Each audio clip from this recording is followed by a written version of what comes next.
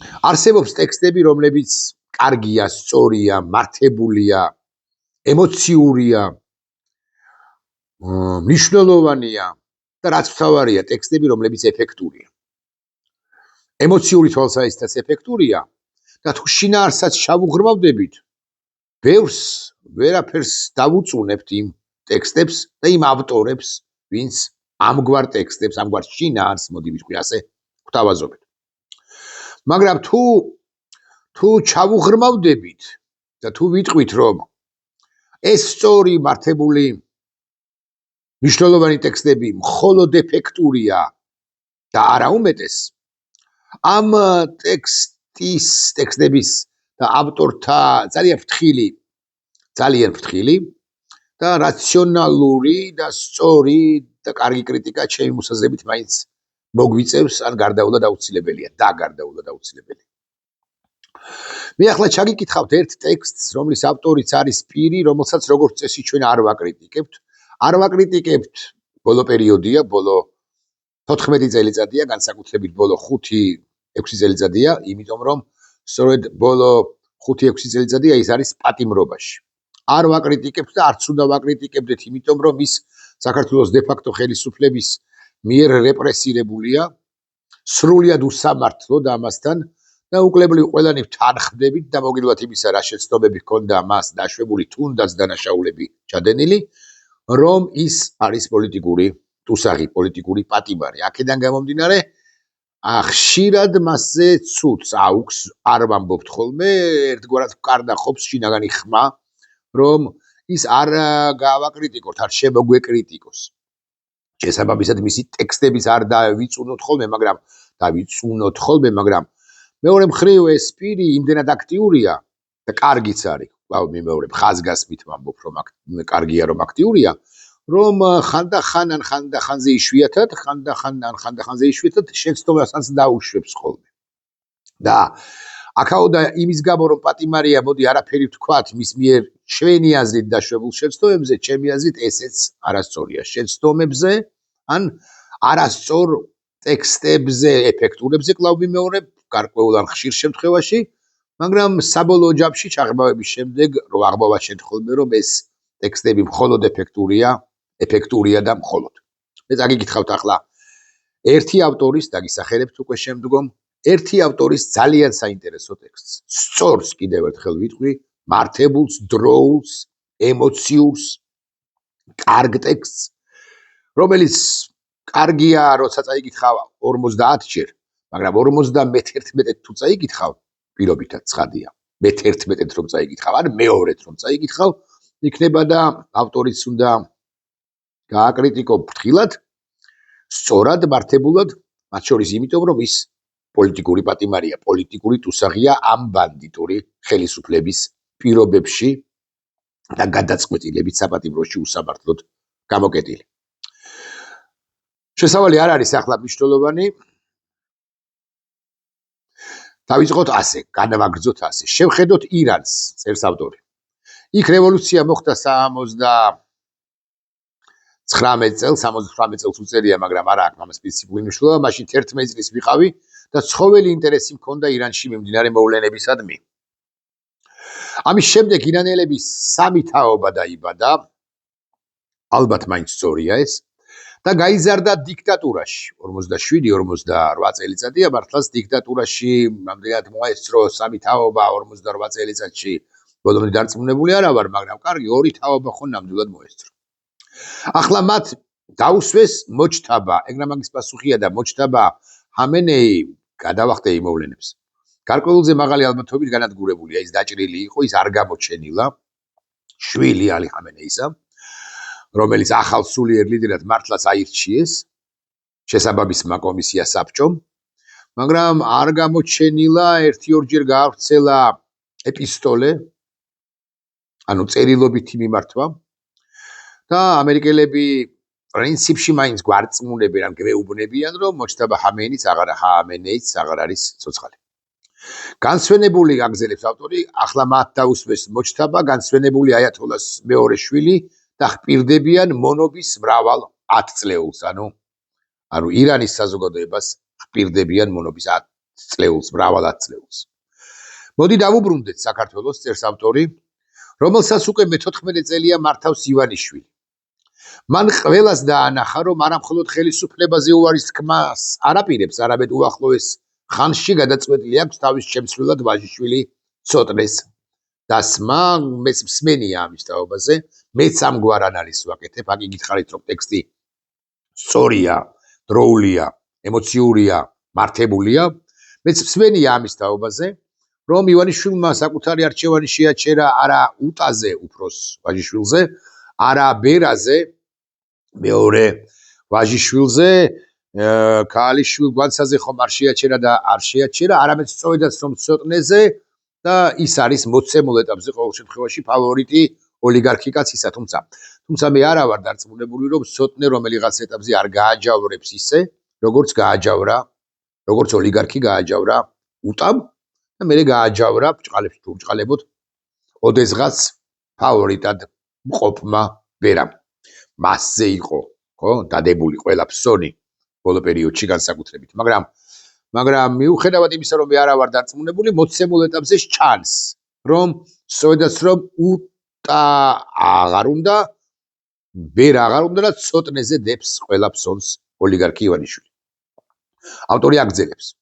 ხო და თუ დიქტატურა ჩაბეტონდა, გვექნება ასეთი სურათი, ცოტნე 20 წლისაა, ჩემი ქალიშვილი ალისა, მიხვდით ალბათ, რომ მიხეილ სააკაშვილის ტექსტზე ვლაპარაკობ, მისი არაჩვეულებრივი ქალიშვილი, მესამე შვილი ალისა ხუთის, როცა ვყურებ ხოლმე ალისას ვიდეოებს, აღფრთოვანებული ვარ ალისათი, მისი მშობლით დედას გულისხმობ და მე გაოცებული ვარ ამ ბავშვის ნიჭიერებით და ძალიან აი ეს შორიდან ვეტრფი ალისას არაჩვეულებრივ ბავშვს და ესე იგი მიშა წერს სააკაშვილი, ცოტნე ბიზინაშვილი 20 წლისაო, ჩემი ალისა ხუთის, გუშინ წინ სასამართლოზე მყოფი უმაგრესი ნანუკა ჟორჟოლიანის ქალიშვილი მარიამი გადასცილდა 20-ს, მივესალმოთ მარიამსაც და ნანუკასაც, იქვე მყოფი ჩემი ძვირფასი მეგობრის თეადეიშვილის ნიტა ცოტა კიდევ უფროსია,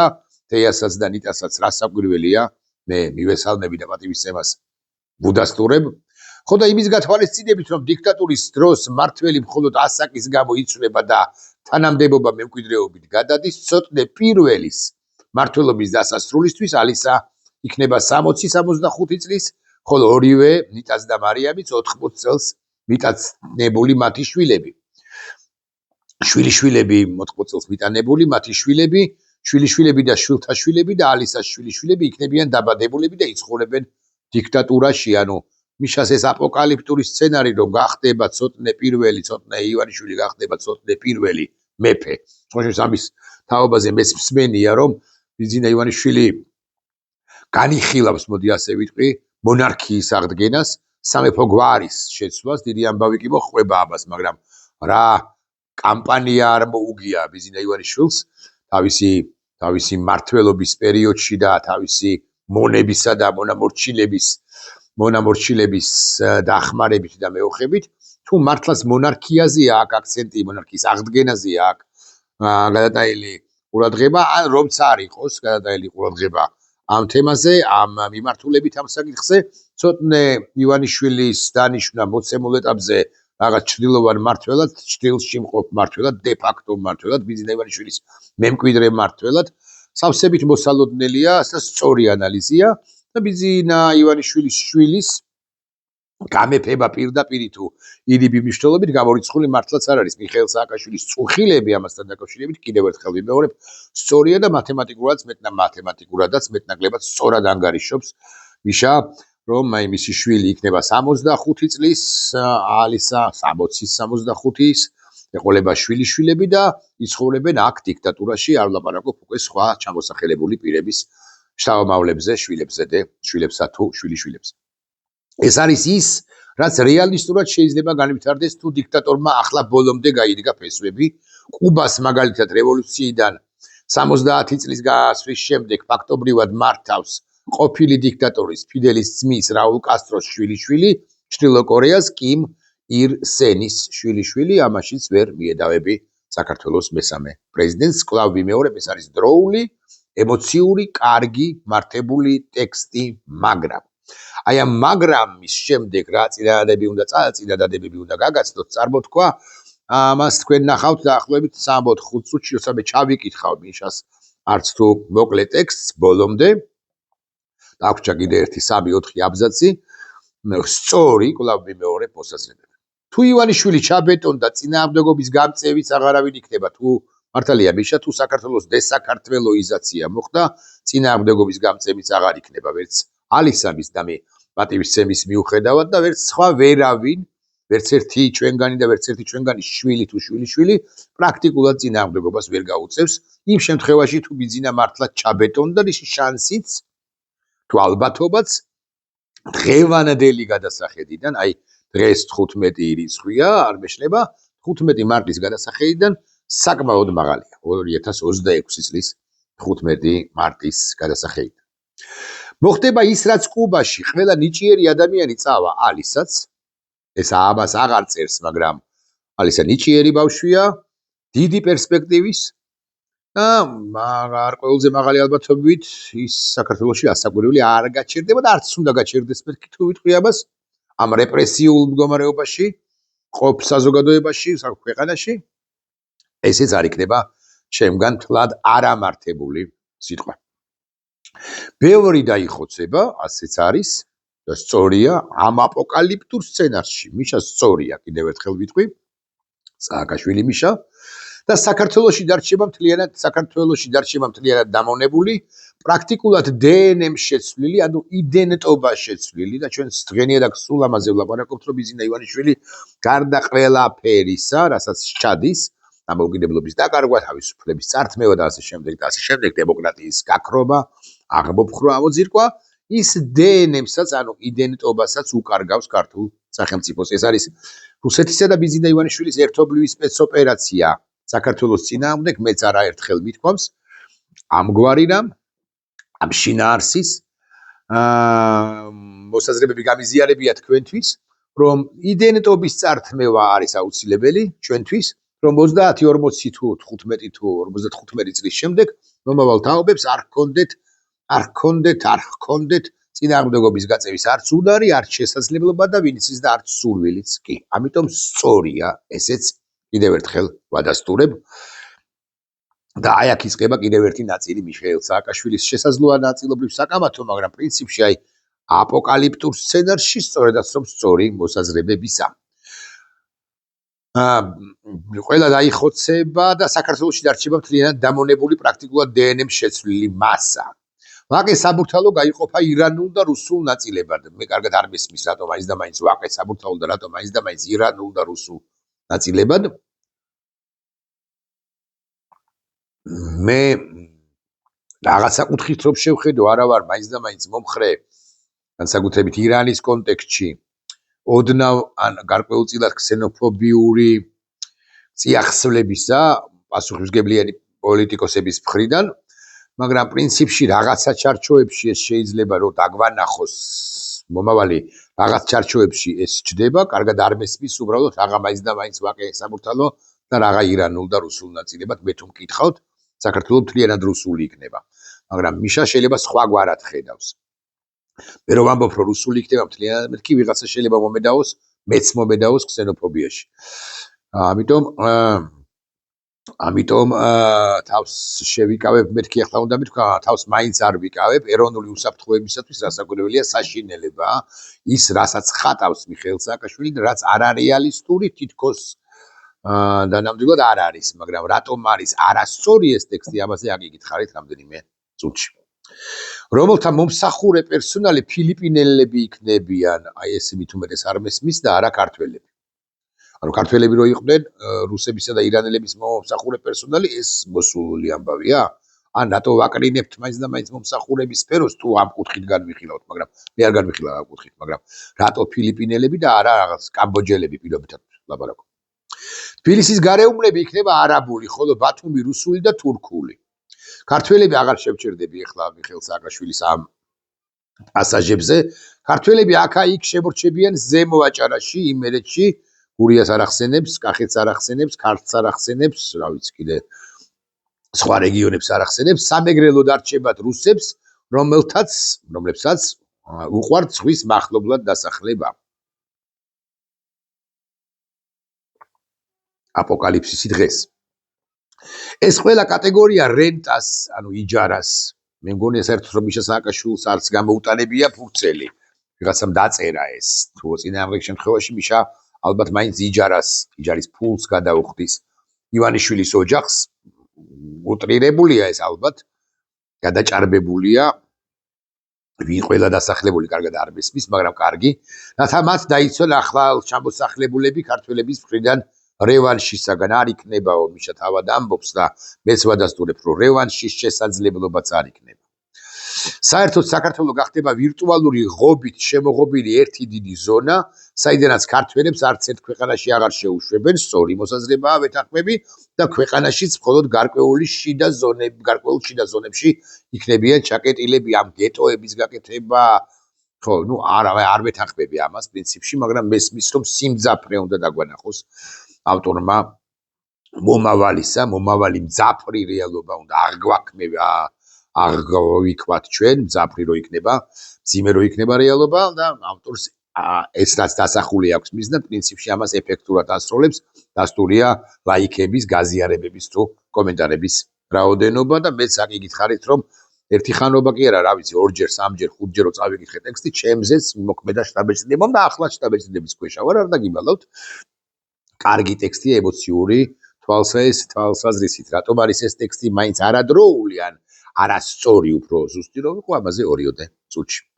ქუშაში პოლიციის ნაცვლად ციხის ბადრაგებიულია თუ გონიათ რომ ციხეში გავგიჟდი, მაშინ შეხედეთ აქ წერტილ მძიმეც არასწორად არის დასმული, ამიტომ მიშა რომელიც კარგად ან მეტნაკლებად კარგად ფლობს ქართულს და კარგად ან მეტნაკლებად კარგად წერს, მისი დაწერილი რო იყოს, მე მგონი რომ უკეთ გასვამ და სასვენ ნიშნებს. მაშინ შეხედეთ ოდესღაც აყვავებულ ლიბანს, რომელსაც ზუსტად ეს დაემართა. ეს პროცესი უკვე დაწყებულია, მე ვეთანხმები ავტორს, ანუ მიშა სააკაშვილს, მოხდა დიქტატურასთან უთანხმოებაში მყოფი უმრავლესობის დეჰუმანიზაცია და უმრავლესობის მიშა წერს, მაგრამ ბოლომდე დარწმუნებული არა ვარ, რომ უმრავლესობაში ვართ, მაგრამ აქტიურები არიან, აქტიურია უმრავლესობა და მზად არის რომ ქვეყნისთვის თავი გადადოს შესწიროს, ამაში ბოლომდე დარწმუნებული არა ვარ და თუ ვცდები, მაშინ ვისურვებდი რომ რუსთაველის გამზირზე გამოდიოდნენ და გამოდიოდეს მეტი მოქალაქე, ვინც თავის გაწირვაზეც არის ყაბულ თანახმა. და ამიტომ მიშა რომ ამბობს რომ უთანხმოებაში მყოფი არისო, ეს პრინციპში ჩემი მოსაზრებით მაინც ცოტა გადაჭარბებულია, მაგრამ ვაბადე. უკვე განდევნილების გაქრობა, მიწავა უცხოეთში, ხმის ჩამორთმევა, მალე საინფორმაციო არხების გადაიკეტება რა, საინფორმაციო არხები. ასეთი აპოკალიფტური სცენარია და მალე კი არა, ხვალ გადაიკეტება. ან რა აღსანიშნავი ეს არის. ხოდრა რა დროს ჩვენს ამაშიც ვეთანხმები, რა დროს ჩვენს განსხვავებაზე ლაპარაკია, აზრზე მოვიდეთ ყველა და სწორი პათოსია. ახლა გავაბათილოთ თუ მართებული სიტყვა, გავაკრიტიკოთ ავტორი, რომელიც აკითხარით რომ უხეშად 5 საკითხში სწორია, ანუ ემოციურად სწორი გამართული ტექსტიები, უხედავად იმისა, რომ რაღაც გარკვეულ სინტაქსსაც დაუწმუნებს კაცი და სასვენ ნიშნებს მით უფრო, ეს ერთი. მართებული ტექსტია, დროული ტექსტია, მძაფრი ტექსტია, კარგი ტექსტია, აუცილებელი ტექსტია და ასე შემდეგ, მაგრამ მე ასე ვიკითხავ. ჩვენ ყველანი ვამტკიცებთ, რომ გაიმარჯვებს უკრაინა და ჩვენ ყველანი ვამტკიცებთ, რომ გაიმარჯვებს ამერიკის შეერთებული შტატებისა და ისრაელის კოალიცია ირანში, ანუ ახლო აღმოსავლეთს წაართმევენ არა მხოლოდ აიათოლების ახსენებს. მე მგონი მაინც დაღუპულ შტაბა ჰამენეის მიხეილ სააკაშვილი, ხო, წაართმევენ აიათოლების რეჟიმს და ირანი გამოსწორდება, ირანი უკეთესი სახელმწიფო გახდება გარკვეული კატაკლიზმების შემდეგ, გარკვეული პერიოდის შემდეგ. თუ რუსეთი სუსტდება ახლო აღმოსავლეთში და თანხმდებით იმაშიც, რომ რუსეთი ვერ აღწევს საკუთარ დასახულ მიზნებს უკრაინაში, ესმეოს ფარგლებში დასახულ მიზნებს, რუსეთი როგორღა ახერხებს, კითხვა მაქვს მხოლოდ და მხოლოდ ადრესატი მაინც მიხეილ სააკაშვილია, რომელიც სავარაუდოდ არ გამომეხმაურება როგორ გაახერხებს რუსეთი გამარჯვებას ერთადერთ სივრცეში და სამ სივრცეს ქვია მაინც და მაინც საქართველო. დესაკართველოიზაცია და ის აპოკალიფტური სცენარი როგორ განხორციელდება და მივარდა, როგორ განხორციელდება, როგორ მოხდება, როგორ შედგება, თუ რუსეთი გარშემო ყველგან მარცხდება და საკუთრივ რუსეთშიც, უშუალოდ რუსეთშიც ამ მარცხებისა და გამო მარცხის უკრაინაში პირველ ყოვლისა გამო რუსეთს ექმნება სერიოზული პრობლემები, ანუ პუტინისტურ რუსეთს. მე მესმის რომ რა ლოგიკაც არის, რა პასუხით შეიძლება იყოს, მიუხედავად იმისა, რომ რუსეთი მარცხდება ყველგან, ის არ ამბობს უარს საკუთარ იმპერიულ ზრახვებზე, რკინის ფარდა ჩამოეშვება, რკინის ფარდის მიღმა, რკინის ფარდის იმ მხარეს აღმოსავლეთით ასე დავარქვათ, სადაც იქნება რუსეთი აღმოჩნდება ბიზნე ივანიშვილის საქართველოს და შესაბამისად რუსეთი რბილად და არარბილად საკუთარ პოლიტიკას ექსპანსიონისტურს განახორციელებს კავკასიის რეგიონის 1/13 საქართველოში, იმიტომ რომ სომხეთი და აზერბაიჯანი მოწყვეტილები იქნებიან და იქნებიან იქით ამ მხარეს, ანუ შემოირაგება, ხო, მართლა ღობეზე რო ლაპარაკობს მიშა, ასეთი ღობე, ფიზიკური ღობე არ იქნება, მაგრამ ეს ვირტუალური ან კონცეპტუალური ღობე იქნება, საქართველოს აღმოჩნდება რუსეთის მხარეს, რუსეთი ჩაასახლებენ კავკასიის რეგიონ ქვეყანა საქართველოში საკუთარ მოქალაქეებს, ისინი ის რუსები, აი პოსტპუტინისტური თუნდაც რუსეთის ლიდერები და ასე მოახდენენ საკუთარი იმპერიული ზრახვების, განზრახვების განხორციელებას ჩვენს ქვეყანაში. ეს სწორია. მაგრამ მეორე მხრივ თუ მესამე მხრივ თუ მეოთხე მხრივ თუ ჩვენ თანხმდებით იმაზე რომ დასუსტებული იქნება რუსეთი პირველი ახერხებს თუ არა ამას რუსეთი მეორე ჩვენი ელემენტარული არ ვამბობ სერიოზულ და სერიოზულზე სერიოზულ წინააღმდეგობის ელემენტარული წინააღმდეგობის შემთხვევაში რუსეთის ეს განზრახვა სისრულეში მოვა თუ არა ანუ აღასრულებს თუ არა შეასრულებს თუ არა რუსეთი ამ განზრახვას მოახერხებს თუ არა ამ პოლიტიკის გატარებას ივანიშვილთან ერთად თუ ცოტნე ივანიშვილთან ერთად თუ რა ვიცი კიდე ბერა ივანიშვილთან თუ ეკა ხვედელიძესთან ერთად თუ რა მნიშვნელობა აქვს რომელ ივანიშვილთან ერთად თუ წინააღმდეგობას ვახვედრებთ ჩვენ და ფაქტია რომ ვახვედრებთ აპოკალიფტური სცენარი კარგია საზოგადოების ერთმა ნაწილმა შეიძლება გამოიბერტყოს ყური ან შეფხიზლდეს მაგრამ ეს არასწორი ემოციური მაგრამ მაინც არასწორი ტექსტია მით უფრო პირისაგან რომელიც საკუთარ თავს ხედავს ამ პოლიტიკურ პროცესში და წესითა და რიგით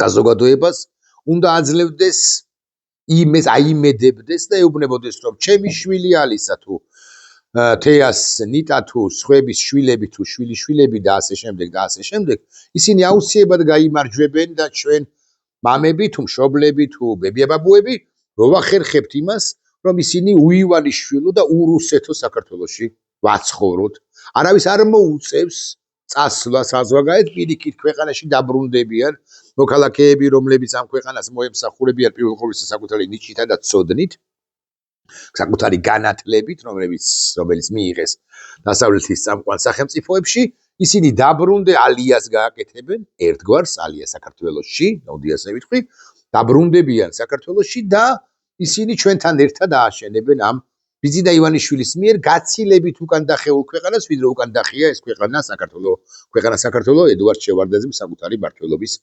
პერიოდში 92-დან 2003 წლამდე, ანუ 11 წლის მანძილზე განმავლობაში.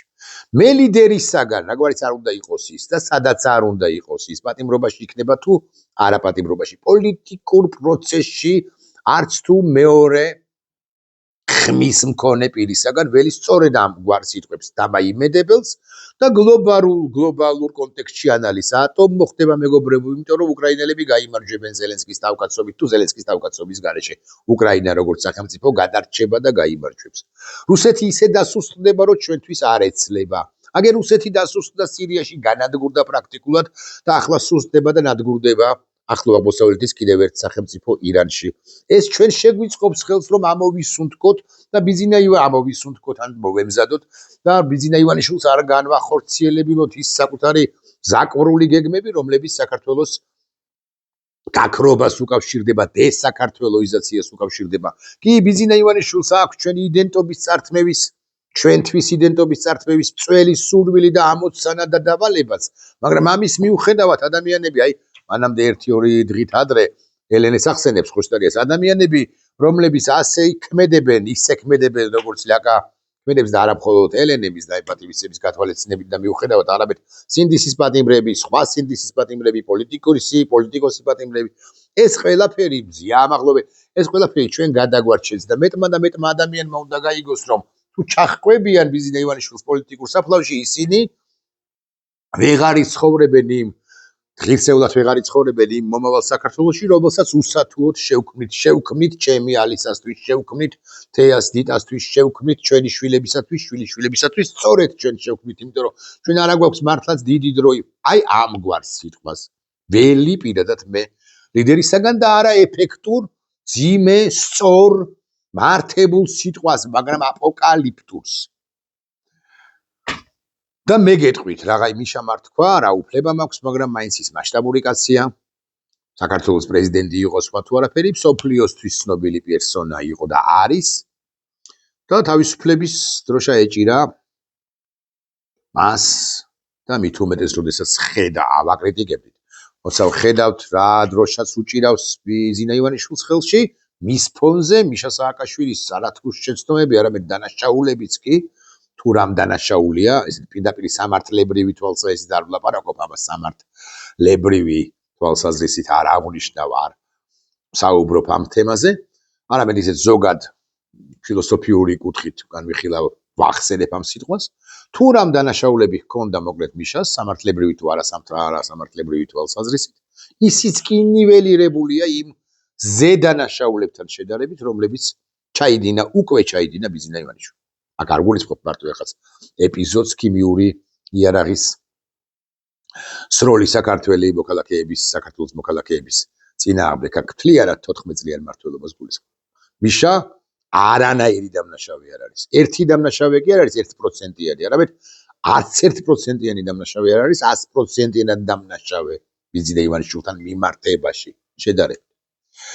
ხო და ეს კიდე იმიტომ თქვი, რომ მიშა სააკაშვილის კრიტიკა შეიძლება მეთქი ამის მიუხედავად, თუმცა პატივისცემას ასაგვირველი დაგუდასტურებ. მე კი ჩემი სიტყვა გვაქვს ამგვარი, ხალხო, მესმის ძიმე მდგომარეობა, მაგრამ ერთი წამითაც კი არ წაგეფიქროთ, რომ ამ ბრძოლაში ჩვენ ვერ გავიმარჯვებთ. როგორც კი ამას დავუშვებთ, როგორც კი ბზარი გაგვიჩნდება ხმაში, მიშას ეს არ ახასიათებს, ეგრა მაგის პასუხი რა. ხმაში ბზარ გაჩენილი ის პრაქტიკულად არასოდეს არ მახსენდება ის, სადაც არ უნდა ყოფილიყო. ხო, ყოველთვის რაღაც ესეთი რიხიანი კაცი იყო. როგორც კი ბზარი გაგვიჩნდება, სწორედ მაშინ და ამით ისარგებლებს მოწინააღმდეგე. მოწინააღმდეგე და გავაგრძელებ ამ წინააღმდეგებას, მოწინააღმდეგე და იმავდროულად მტერი. ხო, რთულია ქართველთათვის, ქართველებისათვის, ქართულ გვარიანებისათვის მტერის დაძახება, მტრის შერქმევა. მაგრამ სხვაგვარად მე პირადად არ შემიძლია, იმიტომ რომ ადამიანები, რომლებმაც ეს უკვე რაც ჩადენილია ჩაიდინეს, ეს უკვე არის მტრობა. სწორია მიშას და ნებისმიერიც, ვინც ამას ამბობს, მტრობა ქართველი ხალხისა და საქართველოსი. ამიტომ არ ასაგვირველია პატივი ვცეთ მიშა სააკაშვილს, მაგრამ გავაკრიტიკოთ ფრთხილად. არ გვჭირდება ჩვენ ესეთი ტექსტები. ჩვენ გვჭირდება შემართება და ჩვენ გვჭირდება იმედის მიცემა ერთმანეთისათვის და თქმა იმისა, რომ ჩვენ გავიმარჯვებთ. ალისაც გაიმარჯვებს და ნებისმიერი სტატუსში ხსენებული პირი, ან ნებისმიერი პირი, რომელიც სტატუსში ბიზნა ივანიშვილის მოწინააღმდეგე მიშა სააკაშვილს არ უხსენებია და არც უნდა ეხსენებინა. ალბათ ეხა ყველას ხო არ გადასწოლებოდა, ხო? ყველაზე ხო ვერ ისაუბრებდა. გავიმარჯვებთ ჩვენ, ოღონდ ვერ გაიმარჯვებს ბიზნა ივანიშვილის ოჯახი. კი არა, ბიზნა ივანიშვილი ოჯახს დასვერში, ეხა პერსონალურად ცოტნე რაგვარია ივანიშვილს დანაშაული არ ჩაუდენია. მაგრამ რაც უფრო მალე გააცნობიერებს უშუალოდ ცოტნე იმას, რომ მამამ მისმა დაღუპა ქვეყანა, მით უფრო კარგია უშუალოდ მისთვის. ხო, ეს კიდე ცალკე თემაა, ამიტომ ამაზე არ გავაგრძელოთ. თავი ასწიეთ, მეგობრებო, ყველაფერი იქნება. თავი ასწიეთ, მეგობრებო, ყველაფერი იქნება კარგად. უკეთ კი არა, კარგად.